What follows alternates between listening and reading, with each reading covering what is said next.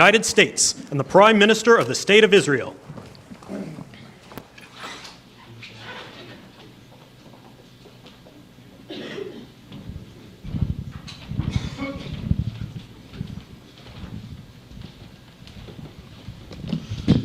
Thank you very much, everybody.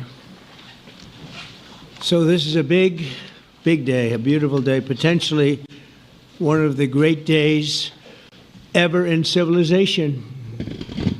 Things that have been going on for hundreds of years and thousands of years. We're at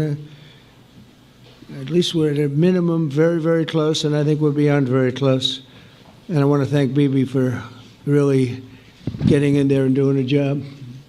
We've worked well together, as we have with many other countries, both of us, with many other countries, which is the only way this whole situation gets solved. And I'm not just talking about Gaza. Gaza is one thing, but we're talking about much beyond Gaza. The whole deal, everything getting solved. It's called peace in the Middle East.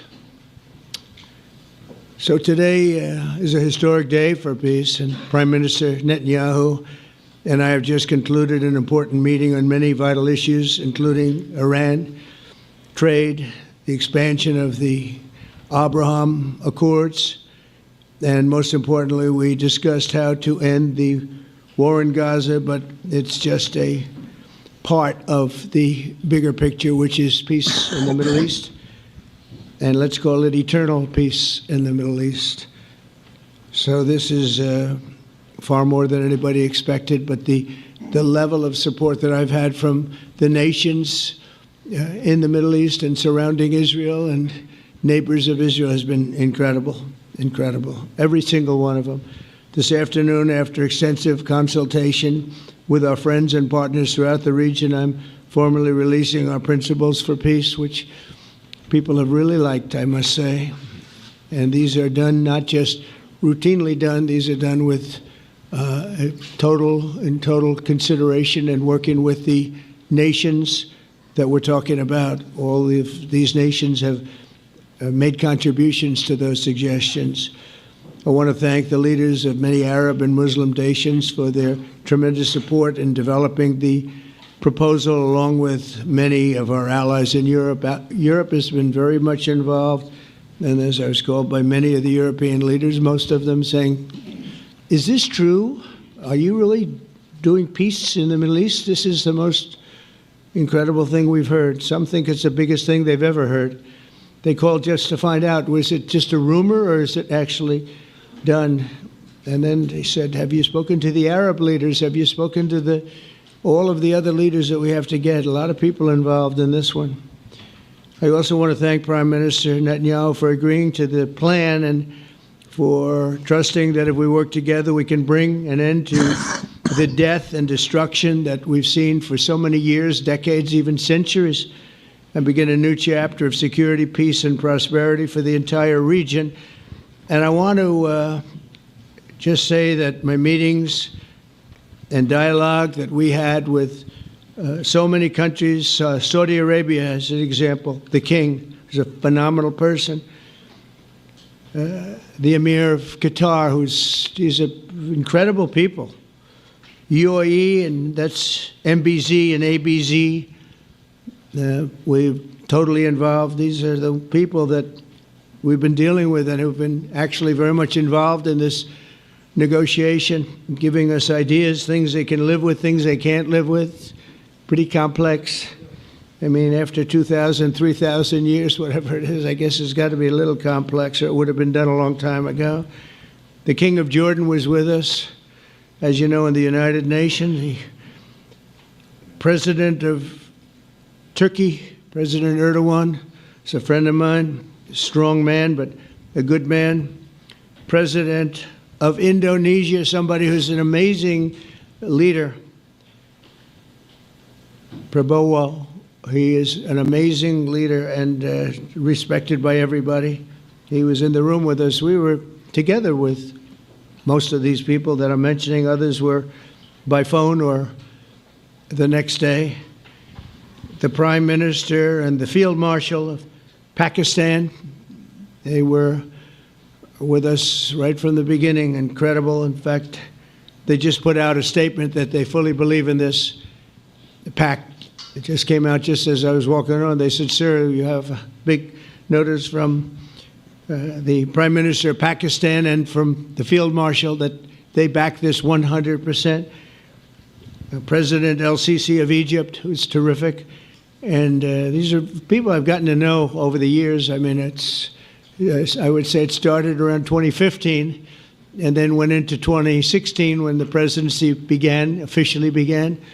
But I've known them actually for a long time, and there are many cases really great men. I can't say in all cases, but I will tell you in many cases they're great men and some great women too.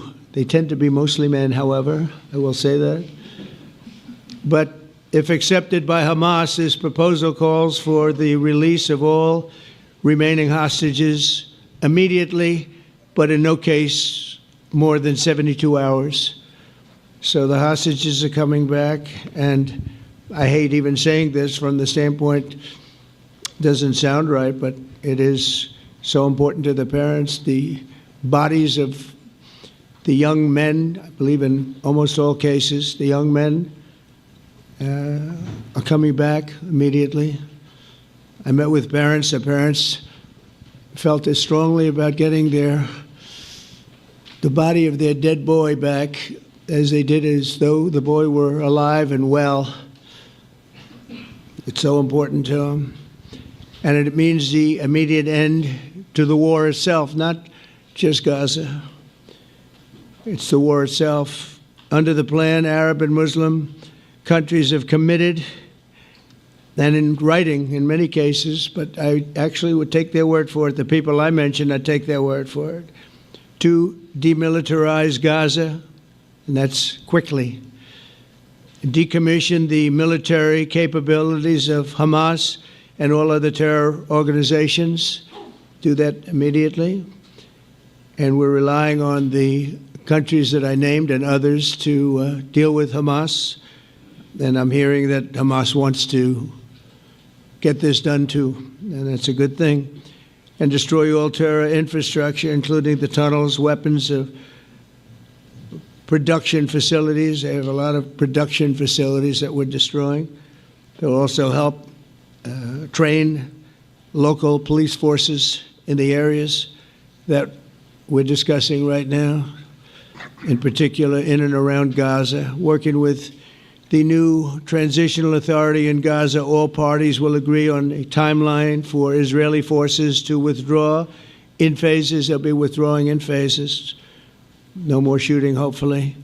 As progress is made toward achieving these goals, Arab and Muslim nations need to be allowed the chance to fulfill these commitments of dealing with Hamas. They have to deal with them because they were the one group that we have not dealt with. I haven't dealt with them.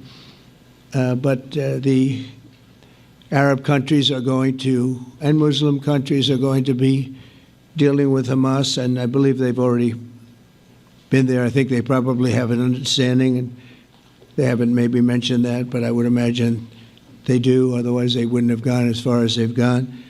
If they're unable to do so, then Israel would have the absolute right and actually our full backing, the U.S. full backing. Marco's here, and a lot of our leaders are here, our great Vice President, Susie Wiles, Steve Witkoff, Jared Kushner. They've been so involved in this process. I don't think anybody else could have done it or even come close, but it's we're right there. We're right there. First time in thousands of years, I think you can probably say, if you really look into it, if you study back, if you're a scholar, you would say thousands of years. Israel would have my full backing to finish the job of destroying the threat of Hamas. But I hope that we're going to have a deal for peace. And if Hamas rejects the deal, which is always possible, they're the only one left. Everyone else has accepted it. But I have a feeling that we're going to have a positive answer. But if not, as you know, Bibi, you'd have our full backing to do what you would have to do. Everyone understands that the ultimate result must be the elimination of any danger, posed in the region, and the danger is caused by Hamas. The tyranny of terror has to end, and this is, again, something that we're looking for. This is eternity. This is for forever. To ensure the success of this effort, my plan calls for the creation of a new international oversight body, the Board of Peace, we call it, the Board of Peace, sort of a beautiful name, the Board of Peace, which will be headed, not at my request, believe me, I'm very busy, but we have to make sure this works. The leaders of the Arab world and Israel and everybody involved asked me to do this, so it would be headed by a gentleman known as President Donald J. Trump of the United States. That's what I want, is some extra work to do, but it's so important that I'm willing to do it, and we'll do it right, and we're going to put leaders from other countries on, and leaders that are very distinguished leaders, and we'll have a board, and one of the people that wants to be on the board is the UK former Prime Minister, Tony Blair, good man, very good man, and some others, and they'll be named over the next few days, and it'll be quite the board. Working, everybody wants to be on it now. I don't know if that had anything to do. They named me and everybody else wanted to be on it. I guess they figure, well, he's a soft touch. He'll be easy to deal with. Working with the World Bank and others, it will be responsible for recruiting and training a new government that will be made up of Palestinians along with highly qualified experts from all around the world. Hamas and other terrorist factions will play no role in the board, but they'll play no role in the governance of Gaza at all, directly or indirectly. As you know, thousands of Hamas leaders have been killed and soldiers have been killed. And we can never forget October 7th, but thousands have paid the price for that.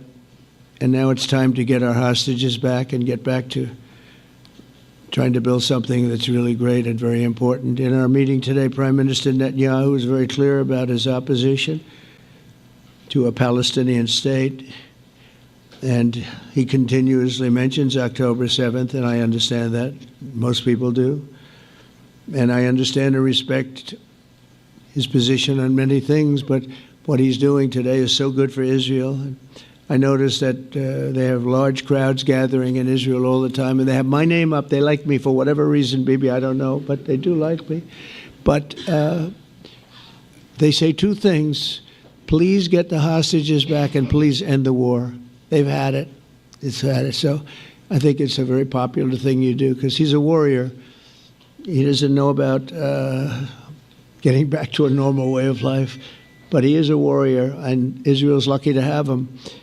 But now the people want to get back to peace. They want to get back to normalization in a true sense. Several countries have foolishly recognized the Palestinian state. As you know, some of our European friends, allies, good people, but they're really, I think, doing that because they're very tired of what's going on for so many decades. They've been presidents and prime ministers for years, and during this time, having to do with the Middle East, all they're doing is talking about the same thing over and over. They want to see it get back.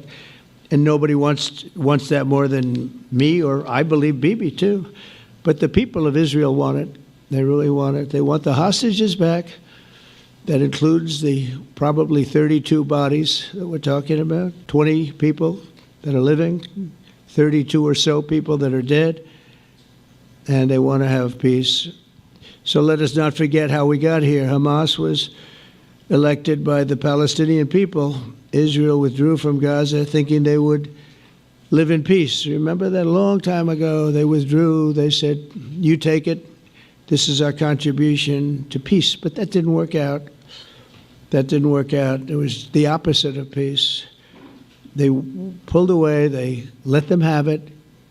And I never forgot that because I said, that doesn't sound like a good deal to me. As a real estate person, I mean, they gave up the ocean, right? Ron, they gave up the ocean. They said, who would do this deal? And it still didn't work out. They were very generous, actually. And they gave up the most magnificent piece of land in many ways in the Middle East, and they said, all we want to do now is have peace, and that request was not honored. Instead of building a better life for the Palestinians, Hamas diverted resources to build over 400 miles of tunnels and terror infrastructure, rocket production facilities, and hid their military command posts and launch sites in hospitals, schools, and mosques. So if you went after them, you'd be after them, and you wouldn't even realize you ended up knocking out a hospital or school or a mosque. A terrible thing, terrible way to have to fight. No fight is good, but that's a real bad one. So there are many Palestinians who wish to live in peace. Many. I've seen so many of them, and they have support.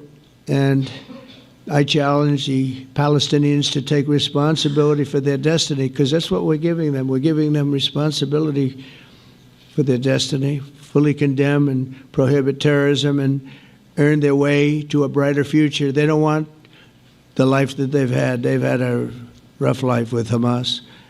If the Palestinian Authority does not complete the reforms that I laid out in my vision for peace in 2020, they'll have only themselves to blame. We're giving them an amazing footprint, and they have amazing support from the leaders of the Arab world and the Muslim world, the great leaders. These are great leaders. These are unbelievable leaders that have built great countries and very wealthy countries.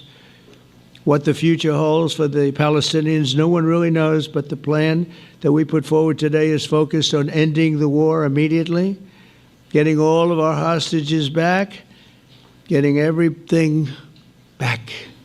Hard to believe when you even say it, and creating conditions for durable Israeli security and Palestinian success. Israeli security is going to be involved. We're going to help you.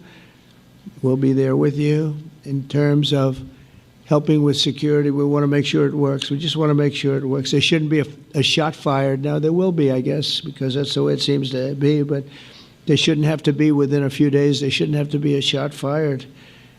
And maybe for eternity. Wouldn't that be nice? I hope it's true. I can tell you the leadership of that region feels that there's a good chance of it being true. So this will lead to this agreement that we're talking about will lead to a sustainable long-term peace. No president in history has been a greater friend of the state of Israel than I have, in addition to negotiating the Abraham Accords. I like to say it that way because the real people, that's what they call Abraham. I would say Abraham, but it's so much nicer when you say Abraham. So much more elegant. But the Abraham Accords, they're amazing. Jared, you did that along with your group of geniuses, and nobody thought that could be done. We have 4 countries, and Sleepy Joe Biden didn't do a thing. He didn't even know what the hell they were. He should have had them filled up. But I think this will also lead to packing them. And who knows, maybe even Iran can get in there. I hope, we hope we're going to be able to get along with Iran. I think they're going to be open to it. I really believe that. But they could be a member. I long ago said, I'll bet you at some point Iran will be a member of the Accords. And little did I realize it was going to take this turn. That was some turn we did with the B-2s. But I think they might very well be there because it's a great thing for them economically. I recognize the eternal capital of Israel. I opened the American embassy in Jerusalem. That was something that everyone said would never be done, could never be done. Virtually every president for many, many years, for decades, would campaign on making Jerusalem the capital of Israel. They campaigned on it over and over. Is that right, Steve? Is that right? Everyone, and when they got to it, and I understand why now, because it was so, when I got to office, I campaigned on it too. I said, we're going to make it, and then I'd get calls from the leaders of various countries saying, please don't do it, please don't do it. It'll end the whole world, please don't do it. And finally, I just didn't say anything, and I did it. People were calling me before I did it because they heard I was going to do it, and leaders of countries were calling me, and I think it was on a Thursday that I did it, and they'd call me Monday, Tuesday, Wednesday, 3-4 times a day, and I said, tell them I'll call them back on Friday. And I announced it on Thursday, and I called them back, the biggest people in the world, and they said, "You've done it." I said, "Done what?" "You've made the capital of Israel, Jerusalem, and we wanted to talk yet." I wish you called me a little sooner. Maybe I could have done something about it. So that was a lot easier than getting into an argument, because I knew what they were calling about. And you know what? It turned out to be amazing. Everybody thought it was going to lead to the end of the world, right? The end of the world, Ron, that's what they said. It didn't lead to anything. It just led to something that I promised, and something that was very, very popular for Jewish people and a lot of other people too. I recognize Israeli sovereignty over the Golan Heights, and I cut taxpayer funding to the corrupt United Nations Relief and Works Agency. And United Nations was interesting because, as you know, a few days ago they introduced me. Ladies and gentlemen, the President of the United States. I'm looking at my teleprompter, and the thing was dead, stone cold, dead. The thing's up here. I have a long, beautiful speech to make. I'm back 30 feet back, and I'm saying, they're introducing me. There's nothing on my teleprompter.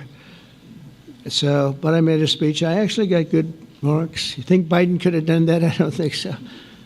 I don't think he could have done that. I don't think too many people could have done it. But actually, it was actually more of a speech from my heart, if you want to know the truth. I think it was maybe better in certain ways because it was from the heart. It has to be from the heart. Otherwise, you're in big trouble. But I cut taxpayer funding for that very corrupt United Nations Relief and Works Agency, and nobody thought that would be done, and withdrew from the horrible Iran nuclear deal that was imposed upon Israel by Barack Hussein Obama and Biden. And I don't think Biden knew anything about it, though. I don't think he knows anything about it now, actually, if you ask him. He'd say, "What is that?" And we obliterated Iran's nuclear enrichment capacity, making it impossible for them to have a nuclear weapon, which they would have had probably in about 2 months from that. But I've never asked Israel to compromise its security, but we had big, strong talk. Nobody's been better to Israel. No president's been better to Israel than Donald Trump. But we had a long, strong talk, Bibi and I, and he understands it's time. It's time. History has shown. And the people of Israel want it. And the people of the Middle East want it. The people of enemies of Israel want it. But they don't have really too many enemies right now. And you know what? Many countries have gained great respect for Israel, for the way they fight, for the job they do, including me. I had respect anyway, but they gained respect.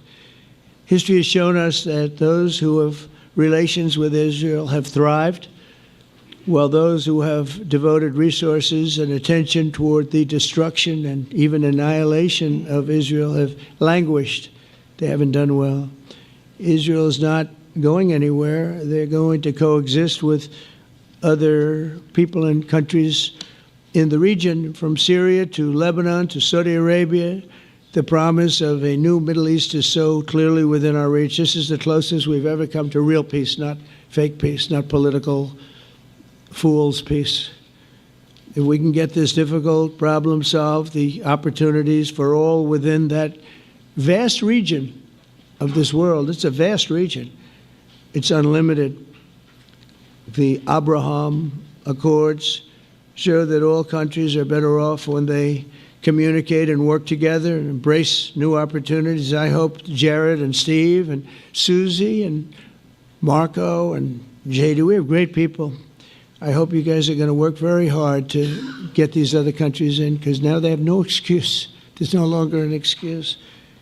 They were somewhere hesitant. And I tell you, the 4 countries that went in, I give them tremendous credit, and it's worked out incredibly well for them. In the same spirit, I'm pleased to report that earlier today we took another important step toward greater understanding in the region. A short time ago, we had a historic phone call in the Oval Office with Prime Minister Tani, who's really a great, great person. So we had a great talk, and I was on the phone, and Bibi was talking. Prime Minister Al Thani was of Qatar, was they really had a heart-to-heart conversation. It was a great conversation, I thought. It was productive. It was everything that you need to have something turn out to be successful. And I want to thank Bibi, and I want to thank the Prime Minister. It was fantastic. We agreed to launch a formal trilateral mechanism between Israel, Qatar, and the United States to begin a dialogue to enhance mutual security, correct misperceptions, and avoid future misgivings. And I want to thank Qatar, its leadership, and the Emir. He's a fantastic person. I think, I'm going to be his public relations man because I know him differently than a lot of people know him. But he wants peace. He wants to see peace.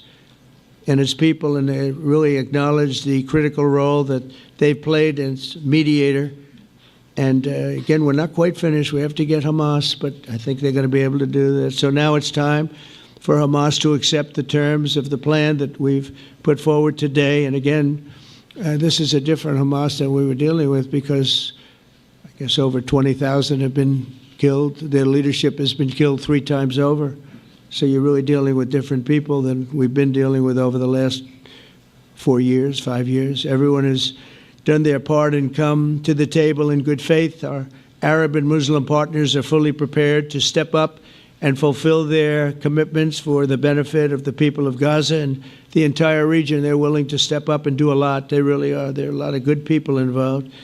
Everybody who wants to see an end to the violence and destruction should be united in calling for Hamas to accept the extremely fair proposal so that we can end the war and get us back our hostages right now and have everlasting peace. And I look forward to having relationships with everyone. As the chairman of the board, I'll be involved, and we'll have meetings with some very smart people that'll be working over there to make sure that we haven't just been wasting time with an agreement that doesn't get done. The task of building peace will not be easy. There's some of the hardest problems in the world to solve, and that's why it's been going on for so many centuries. But too many lives are at stake not to try, and this was more than a try. I mean, I think this is something that gets done when you have virtually every country, and these are powerful, powerful countries that have a lot of money, and the money can make things happen.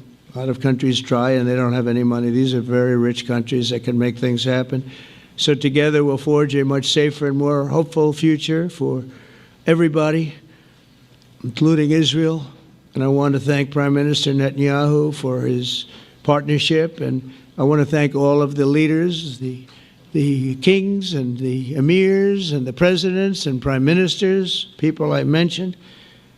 And they've been absolutely fantastic to work with. And it's just happened very quickly. It's happened from a couple of weeks before I had a couple of meetings, but a couple of weeks before we went to the United Nations, and we had some incredible meetings. It all came to place. It all took place, and everybody wanted to be a part of it. I don't have anybody that's saying we don't want anything to do with it. It's just the opposite. And I'll tell you, a couple of years ago, a year ago, I don't think we would have had this kind of participation, Mr. VP, right? I don't think we would have had. It's been amazing. The participation was 100%. Everybody wants to be a part of it. And everybody, those very strong countries, everybody wants it to work. So, Bibi, congratulations on this. I think this will be your crowning achievement, frankly. If this all works out, we think it will. It's going to be your crowning achievement. And I want to thank you very much for being here. Thank you. Please. Thank you. Thank you. Mr. President, first I want to thank you for graciously hosting me once again in the White House. And second, I want to thank you for your friendship and for your leadership. From Jerusalem to Tehran, from the Golan Heights to Gaza, you've proven time and again what I've said many times. You are the greatest friend that Israel has ever had in the White House. And Mr. President, you and I both know it's not even close. While you focus at home on making America great again, your leadership abroad is changing the world for the better, ending wars, and advancing peace. I believe that today we're taking a critical step towards both ending the war in Gaza and setting the stage for dramatically advancing peace in the Middle East, and I think beyond the Middle East, in very important Muslim countries. I support your plan to end the war in Gaza, which achieves our war aims. It will bring back to Israel all our hostages, dismantle Hamas's military capabilities, end its political rule, and ensure that Gaza never again poses a threat to Israel. We would not have achieved this turning point without the courage and sacrifice of our incredibly brave soldiers. They fight like lions to defend the people of Israel, and they serve on the front line in the war between civilization and barbarism. Mr. President, when our two countries stand shoulder to shoulder, we achieve the impossible.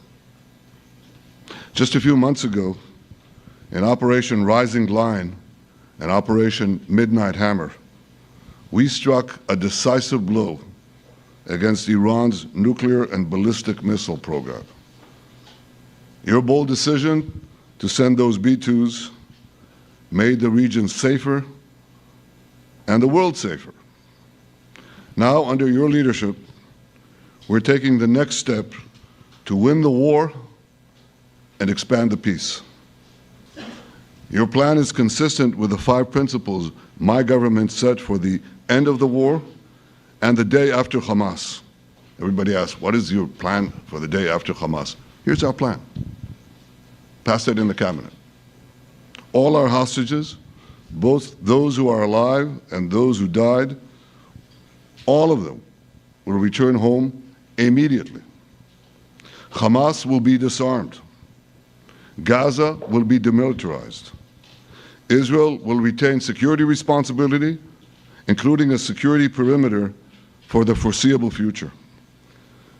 And lastly, Gaza will have a peaceful civilian administration that is run neither by Hamas nor by the Palestinian Authority. If Hamas agrees to your plan, Mr. President, the first step will be a modest withdrawal, followed by the release of all our hostages within 72 hours. The next step will be the establishment of an international body charged with fully disarming Hamas and demilitarizing Gaza. I appreciate your willingness to lead the body, Mr. President. I really appreciate it because you have a lot of things to do, and this is important. And it reflects the confidence that this will give everyone, that things will be followed up on all the commitments made. The fact that you're taking this on, I think, helps a lot to make sure that everything flows in the direction that we want. Now, if this international body succeeds, we will have permanently ended the war. Israel will conduct further withdrawals linked to the extent of disarmament and demilitarization, but will remain in the security perimeter for the foreseeable future.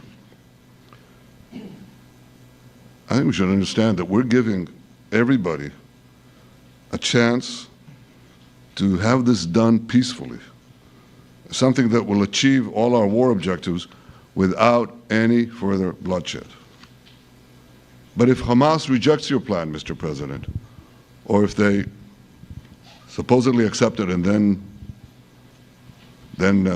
basically do everything to counter it, then Israel will finish the job by itself. This can be done the easy way, or it can be done the hard way, but it will be done. We prefer the easy way, but it has to be done. All these goals must be achieved because we didn't fight this horrible fight, sacrifice the finest of our young men to have Hamas stay in Gaza and threaten us again and again and again with these horrific massacres. Mr. President, I was encouraged by your clear statement at the UN against the recognition of a Palestinian state. That would be an outcome that, after October 7th, would reward terrorism, undermine security, and endanger Israel's very existence. As for the Palestinian Authority, I appreciate your firm position that the PA can have no role whatsoever in Gaza without undergoing a radical and genuine transformation. In your 2020 peace plan, which you mentioned just now, you made clear what that transformation requires. It's not lip service. It's not checking a box. It's a fundamental, genuine, and enduring transformation. And that means ending pay to slay, changing the poisonous textbooks that teach hatred to Jews, to Palestinian children, stopping incitement in the media, ending lawfare against Israel at the ICC, the ICJ, recognizing the Jewish state, and many, many other reforms. It won't come as a surprise to you that the vast majority of Israelis have no faith that the PA Leopard will change its spots. But rather than wait for this miraculous transformation, your plan provides a practical and realistic path forward for Gaza in the coming years, in which Gaza will be administered neither by Hamas nor the Palestinian Authority, but by those committed to a genuine peace with Israel. I think this can be not only a new beginning for Gaza, I think it can be a new beginning for the entire region. Under your leadership, we can re-energize, well, I've got to contribute my own, we can re-energize the Abraham Accords. That's what it's called in the original Hebrew, Abraham. Abraham is fine, Abraham, however you want to call it. Under your leadership, Mr. President, we can re-energize the Abraham Accords that we forged 5 years ago. We can expand them to many more Arab and Muslim nations that choose moderation over extremism. I think there's an opportunity here. It's not going to be easy, it's tough going, but I think if we succeed, you're absolutely right. We're going to open possibilities that nobody even dreamed of. But I think we dream of them. As you've told me, Mr. President, and you've told the world many, many times, you said, remember October 7th. Remember October 7th. And we do. We will never forget the horrors of October 7th, and we will do whatever is necessary to make sure they don't happen again. Since October 7th, Israel's enemies have learned a hard truth. Those who attack us pay a heavy price, but those who partner with us advance progress and security for their peoples. President Trump just said it. It's also in the Bible. It says, those who will bless you will be blessed, and those who will curse you will be cursed. And that's actually what is happening. We want the blessings. I think we've done a lot in the past 2 years to end the curse. We're not finished, but we've done a lot. And we've done a lot together to end the curse. I want to thank your entire team for their efforts to get to this point. I especially want to thank Steve Witkoff and Jared Kushner for their indefatigable work to bring Israel and Arab states in the region closer together. I am deeply grateful to both of them for their work. We had a phone call today just to make it clear. I said to the Prime Minister of Qatar, Israel was targeting terrorists, wasn't targeting Qatar. And of course, we regretted the loss of the Qatari citizen. It wasn't our target. And I very much appreciate President Trump's proposal to have a trilateral body, the United States, Israel, and Qatar, to work out respective grievances. There are quite a few. But if we could try to mitigate them or put it on a different footing, I think that'll be good for everyone. Above all the people, the fine team, and many helpers who've done this, I want to thank you, Mr. President. History has already shown that under your leadership, Israel and America can change the face of the Middle East. And today I'm hopeful that your plan to end the war in Gaza will do so again and do so soon. It will free our hostages end Hamas's tyranny in Gaza, and enable a more secure and prosperous future for the peoples of our region. Thank you, Mr. President. May God bless America. May God bless Israel. May God bless the indispensable alliance between our countries. And may I add in Hebrew, G'mal Chatima Tova, may we all be inscribed in the book of life. Thank you. Thank you very much, Bibi. So I think while we wait for these documents to be signed and get everybody in line, I think it maybe is not really appropriate to take questions. I'm meeting with, as you know, a couple of Democrats in a little while about the country, about keeping our country open. They're going to have to do some things because their ideas are not very good ones. They're very bad for our country. So we'll see how that works out. But this is something that was really historic today. This was something that was amazing. I think, Bibi, I mean, depending on you, I think while we're waiting for signatures and waiting for approvals from a lot of different countries that are involved in this, we probably shouldn't take questions, or would you like to take a question or two from perhaps a friendly Israeli reporter, if there's such a thing? That's a very, very tough proposition. But I would think, Mr. President, that I would go by your instinct that this is, we'll have enough time for questions. Let's settle the issue first, I think. Thank you very much, everybody. Thank you.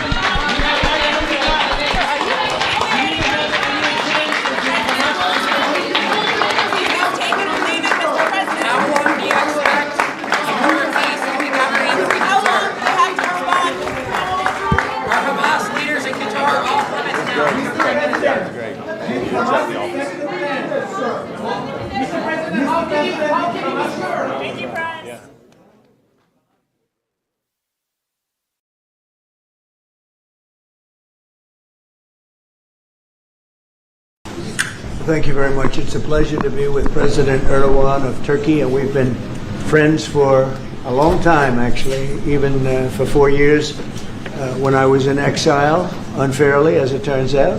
Rigged election, you know, he knows about rigged elections better than anybody. But when I was in exile, we were still friends. That's always a good way to find out, test of friendship. But he's a highly respected man. He's respected very much in his country and all throughout Europe and throughout the world where they know him. He's built a tremendous military, powerful military, uses a lot of our equipment. And it's an honor to have him at the White House. We're going to have a lunch together. We're going to have a discussion, big discussion. We do a lot of trade with Turkey, and we're going to continue. We're going to do some additional trade. They want to buy F-16s, F-35s, and some other things, and we're going to talk to them about that. And we're just going to have, I think, a very interesting couple of hours. We're going to get a lot done. But I have great respect for this man, and we've had a very good relationship for a long time. If you remember, he led Pastor Brunson. He freed Pastor Brunson. Pastor Brunson was put in jail for 35 years before I got there. This was a group that should have stopped it, and the president, after I called him, released him, which was a great thing for our Christian community, our evangelical community. The evangelicals really wanted that. It was very important to him, so I always remembered that. But he released him from 35 years in prison. And Pastor Brunson now is healthy, happy, and well. And we're very happy about that. But it's a great honor to have the President of Turkey with us. And how are you? Fine. Say a few words. And you? Great guy. Öncelikle bu ziyaretimizi Birleşmiş Milletler Genel Kurulu'yla iç içe olan bir dönemde gerçekleştirdiğimizden dolayı arkadaşlarımla beraber çok mutluyuz. Gerek Sayın Trump'ın birinci döneminde gerekse ikinci dönemde Türkiye-Amerika ilişkilerinde farklı bir süreci yaşıyoruz. Kendilerinin de az önce ifade ettiği gibi gerek F-35 konusu, gerek F-16 konusu, gerekse Halk Bankası'yla ilgili aramızdaki ilişkiler konusunu bugün etraflıca görüşme fırsatı bulacağımıza inanıyorum. Heybeliada okuluyla ilgili ise orada üzerimize ne düşerse biz onu zaten yapmaya hazırız. Dönünce de Sayın Bartolomeo'yla bu konuyu görüşme fırsatı bulacağım. First, Mr. President, I am very pleased that this visit actually coincides with the 80th UNGA.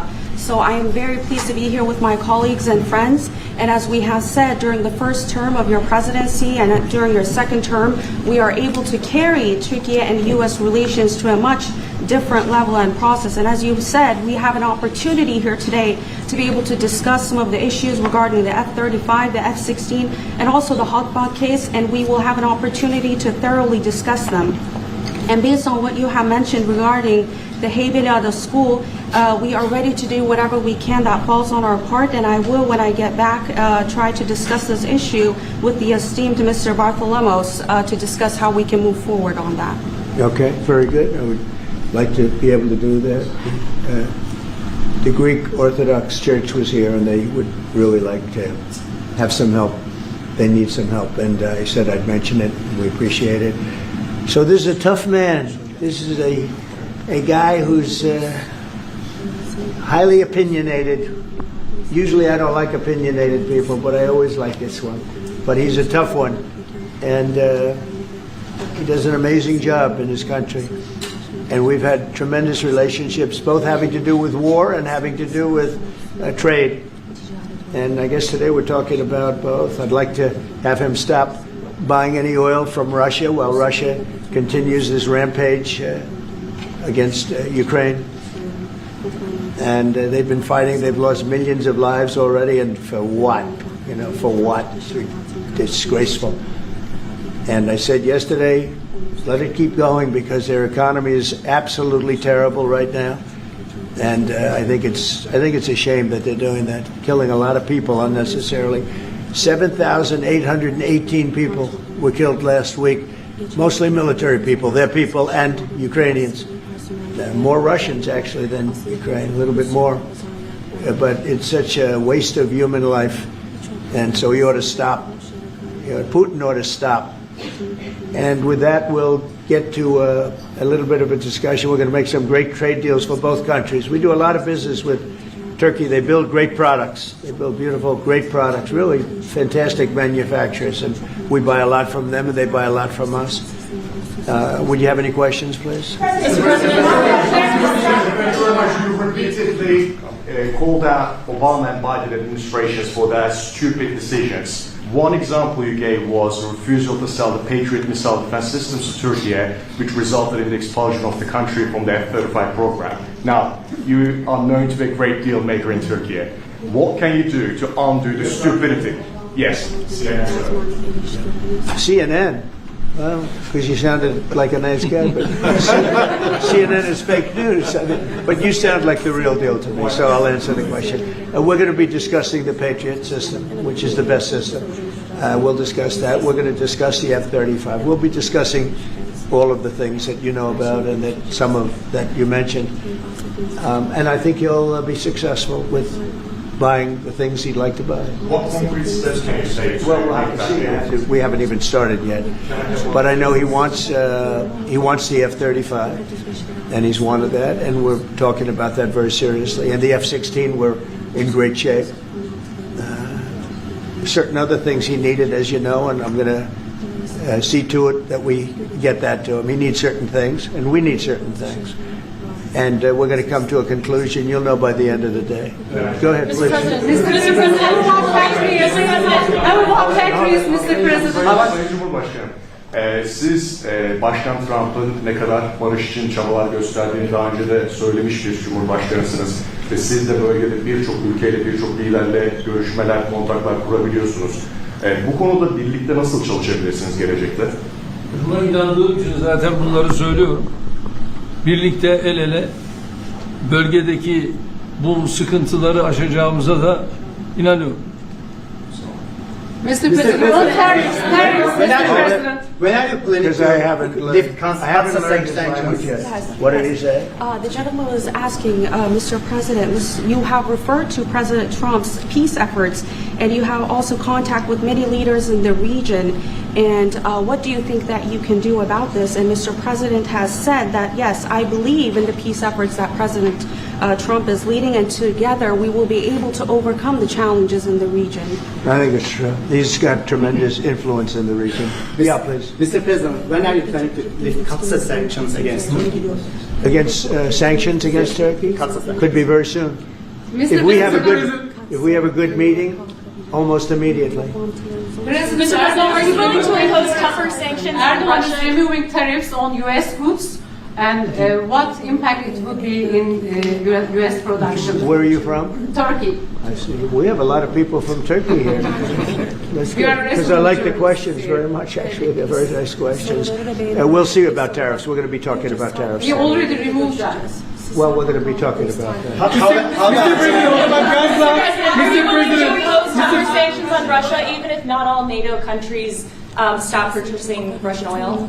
We're going to be seeing about that. The NATO countries were disappointing in that regard, but they've been very amazing in other ways. They did, as you know, they went from 2% to 5% GDP, and that's a big step, and it's paid. I mean, they have the money there. And we're selling a tremendous amount of military equipment to NATO. We're selling. We're not giving like Biden did. We're selling it to NATO, and it's a lot. They're buying a lot, and I assume they're giving it to Ukraine. They could buy it for other reasons too, but I assume they're giving most of it to Ukraine. But they're buying highly sophisticated weaponry, and they're paying for it full price, and that's how we're involved.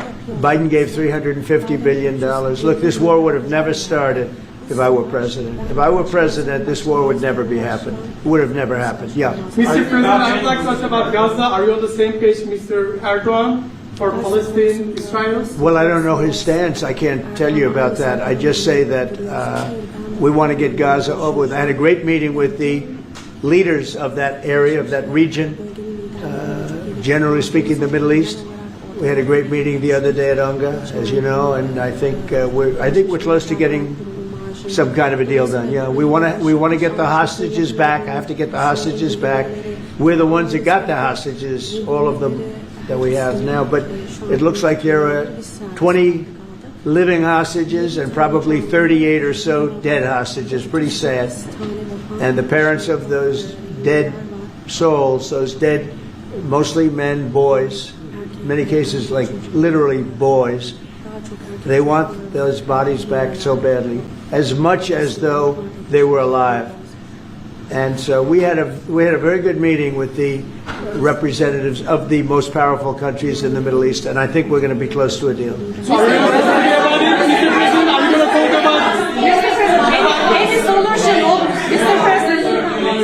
Mr. President, we've noticed that in the Ukrainian war and during the Israeli-Iran war, the airspace of the NATO countries is very fragile, and it needs to be stronger. And in that sense, Turkey being the second largest army in NATO, it needs to support its air force and air defense.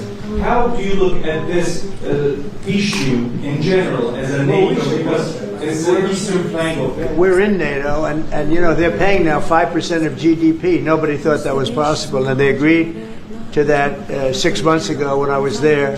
And the relationship is very good. The NATO countries, with us, is the strongest it's ever been. We used to complain that they're paying 2%, but they're not paying. The United States was paying almost everything. And now they're paying 5%, and they paid. And that's trillions of dollars. You know, we're talking about trillions of dollars. And they're spending that, giving that money to us, and we are giving them great defensive, you know, the Patriots and all of the different javelins, all the different missile systems and everything else that they want. But it's, it's trillions of dollars. So we appreciate that they did that. So they went from 2% to 5% of GDP, and that was something that nobody even would bring up. Biden should have brought it up a long time ago, because under Biden, we paid $350 billion, and all it did is make things worse. So we'll see how it goes. Go ahead, just finish. Yeah, go ahead. 35 Turkey. Fighter jets, F-35. We're talking about the fighter jets for Turkey. Yes, we are. Mr. President, Are we going to see any steps going to be taken today about the issue, about the things that are going on in the Gaza, Palestine? Are we going to? It could be today. Yeah, it could be today. We have a very strong dialogue going on with Saudi Arabia. With I would say you have 4 or 5 real leaders that are being good. As you know, I met with Qatar, Saudi Arabia, UAE. We met with Jordan. The King of Jordan was there. We had a really great meeting. I think a lot was determined at that meeting. And I have to meet with Israel, and I have to do that also. They know what I want, and I think we can get that one done. I hope we can get it done. A lot of people are dying. But we want the hostages back. We don't want them back 1 this week, 1 and 2 months from now, 3 later, and like the way it's been going. We got them all back. We got a lot of them back. We got the American Alexander. We got the American hostages back. But we have now 20 plus 38 bodies, dead bodies, and we want them all back. And we want them back at one time.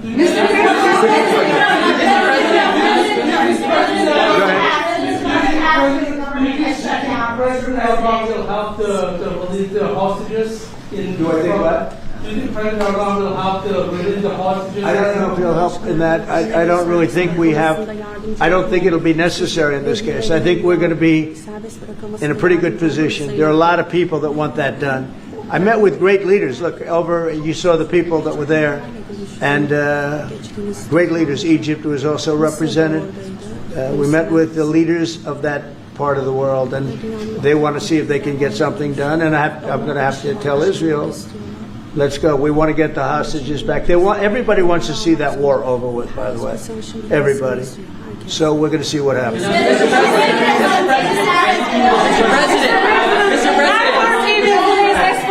Mr. President, how do you see a joint initiative with President Erdogan to bring the President of Russia, Putin, and President Zelensky to the negotiating table? Well, I can tell you that President Erdogan is very respected by both of them. Everybody respects Erdogan. They really respect Erdogan. I do. And I think he could have a big influence if he wants to. Right now, he's very neutral. He likes being neutral. So do I like being neutral. But he's somebody that if he got involved, the best thing he could do is not buy oil and gas from Russia. If he did that, that would be probably the best thing. He knows Putin like I know Putin. I thought Putin, I settled, as you know, 7 wars, and it's probably more than that if you really want to know the real facts, but 7 wars, and I thought this would be among the easier ones to settle. But I'm very disappointed in Putin. And he's been fighting hard, he's been fighting long, and they lost millions, they lost like 1 million soldiers. And with all of the heavy bombardment over the last 2 weeks, they've gained almost no land. Think of that. They've gained almost no land.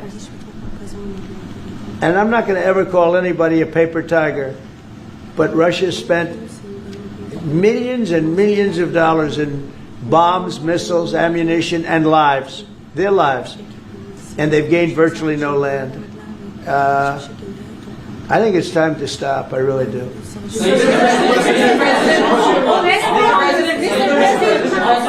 A few months ago, you met with Aliyev and Pashinyan. Can you follow up So on where? You met with Aliyev and Pashinyan, Azerbaijan President Aliyev and Pashinyan. Can you follow up on what you want to say about current process? No, I can't. I like this guy. I like him. He's from CNN. Fake news, the worst fake news, but I like him. So it's CNN Turkey. I'll get Brian. Go. Syria has been a major issue between the two countries for the past decades. And you said the future of Syria is in Erdogan's hands back in, I think, December and January. and the countries are in the process of integrating regional fractures into the main government. When do you want to see that happen? Well, I think President Erdogan is the one responsible for Syria, for the successful fight in ridding Syria of its past leader. And I think this man is responsible. He doesn't take the responsibility, but it's actually a great achievement. They've been trying to do it for 2,000 years. I said, he does it. He did it. I mean, they're your surrogates. I think you should take the credit for it. I told him, take the credit. For 2,000 years, you've been trying to take over Syria. He took over Syria, and he doesn't want to take the credit. You know, all of those people are his surrogates. But the leader of Syria, the new leader, as you know, I took sanctions off in order to let them breathe because the sanctions were very strong. But I think we should have a major announcement today. He was responsible for that victory. It was a victory for Turkey because they've been fighting, as you know, for like 1,000 years. And it never went, it was back and forth, but he's responsible for that. So he would have a lot to say with respect to Syria. But at his request, I took, and the request also of the King of Saudi Arabia, it's very interesting, and Qatar, they said if you could take the sanctions. We had very strong sanctions. They couldn't have lived with those sanctions, and I took them off to give them a chance to breathe. But the president was one of the people that was responsible for that. He asked me to do it. Mr. President, furloughs are very typical when the government shuts down. Why is the administration directing federal layoffs of federal workers this time? Well, this is all caused by the Democrats. They asked us to do something that's totally unreasonable. They never change. They want to give money away to illegally, people that entered our country illegally. They want to give them massive federal money. And we don't want to do that because it means everyone's going to just keep pouring back. Right now we have absolutely perfect borders like you haven't seen in many years. Even better than I had great borders during my 4 years, but these borders are stone cold closed. You can only come into our country legally now. But the Democrats want to give it all away. They want to open up the borders. Take a look at that. Big thing. They want to open borders again. After what we're going through now, getting rid of prisoners, getting rid of all of these people dropped out from mental institutions, drug dealers, drug addicts, everything. They're putting everybody into our country. It's all ended now. But this is what Schumer wants. This is what the Democrats want.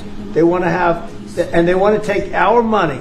We're doing well because of tariffs. We're doing unbelievable. We're making more money than we ever have made. And by the way, we're going to take some of that tariff money that we made, just to get off the subject for a second. We're going to take some of that tariff money that we made. We're going to give it to our farmers, who are, for a little while, going to be hurt until it kicks in. The tariffs kick into their benefit.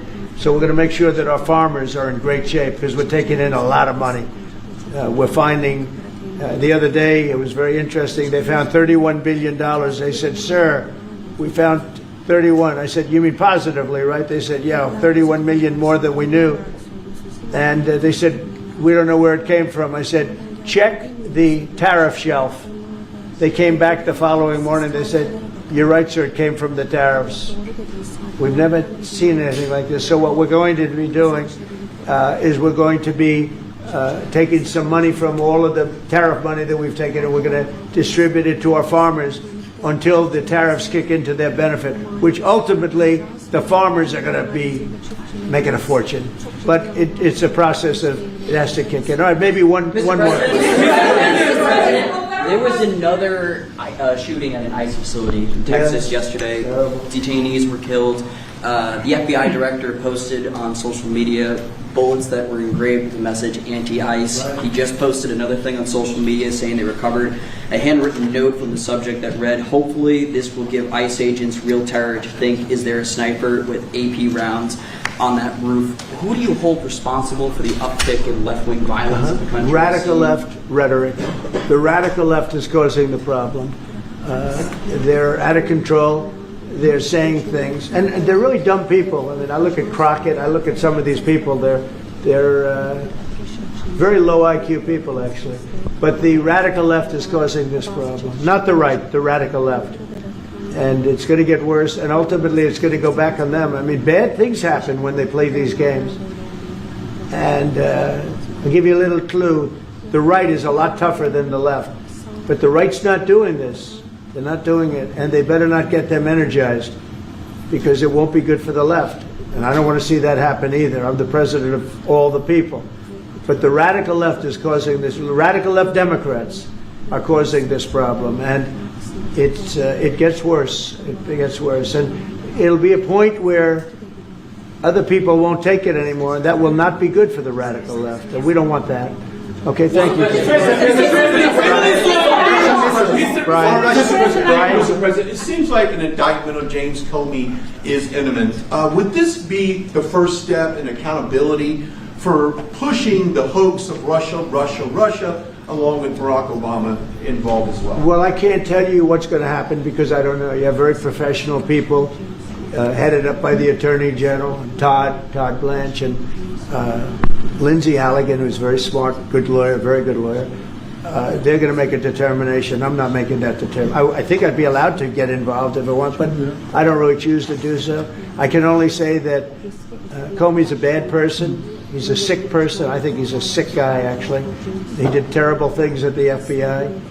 And but I don't know. I have no idea what's going to happen. Thank you very much, everybody. Thank you.